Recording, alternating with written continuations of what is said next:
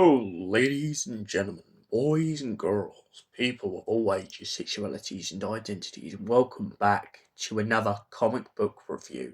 And today's comic book review is Heroes for Hire, Fear Itself.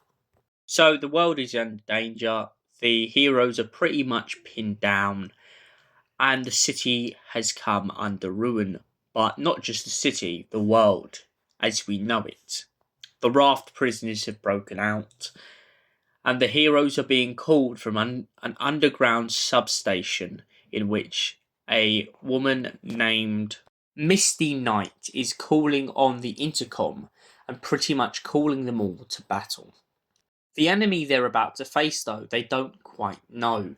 And so, as the heroes assemble together, the Gargoyle, the Paladin, and of course, Electra, they find themselves in deeper water than they would have ever suspected.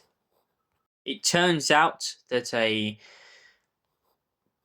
lab technician has been consumed by an unknown element.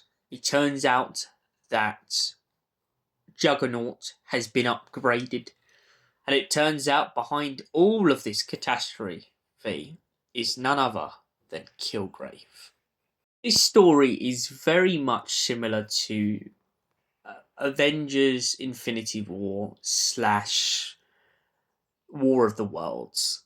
It kind of features this whole element of what if all the villains across the globe broke out and started causing havoc. And so, with no other option, all the heroes have to be brought out of hiding and have to pretty much rise up against an unexpected amount of enemies. The world is getting some kind of interstellar kind of effect in which some celestial intervention has come crashing down to Earth. Some power has been summoned by the daughter of the Red Skull. She's pretty much unleashed this giant serpent and caused absolute chaos.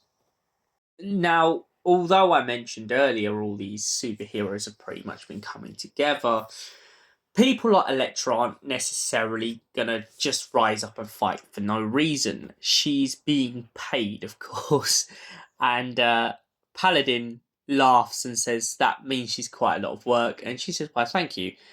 She's quite proud of her work, and to be fair, it's costing them a lot to make her not kill people. Gargoyle finds himself face to face with some villains from the past, along with the Paladin, and they both find themselves in a search for what exactly is going on. But they would have never thought in a million years it would have been Kilgrave. As the story progresses and as the comic book progresses, we find out that this chemist was always being pushed about by top mob bosses and being told to make toxins.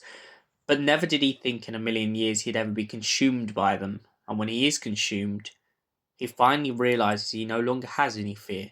He doesn't fear people pushing him around. He doesn't fear being put in the ground. Instead, he doesn't fear anything at all and becomes pretty much an emotionless monster. He tries to interact with a bunch of people, but of course, he soon realizes that the toxins that have overtaken him have made him into this kind of skeleton like corpse. He then goes on to join Kilgrave amongst a bunch of other people who have essentially been upgraded since this giant incursion. So, what did I think of Heroes for Hire, Fear Itself? I loved it, to be fair. As a comic book, I really love the idea of a bunch of heroes having to come together for a cause. I also like the fact that we've kind of got the exception being that Elektra has been paid to have to come and help out. I also love the idea that they're trying to stop her from killing people. To anyone who's ever watched the films, you know that Elektra is an absolute badass, and she kind of revolves around the Daredevil universe and stuff like that. So what do I give Heroes for Hire, Fear Itself? As I said, solid story, solid development, this whole War of the Worlds / Infinity War sort of saga sort of thing. A bit similar to the original Avengers film as well. And for that reason, I give it a solid 7 out of 10. Thanks for watching, and we'll see you in the next comic book review. Until then, goodbye, stay beautiful, and stay gorgeous, you gorgeous people.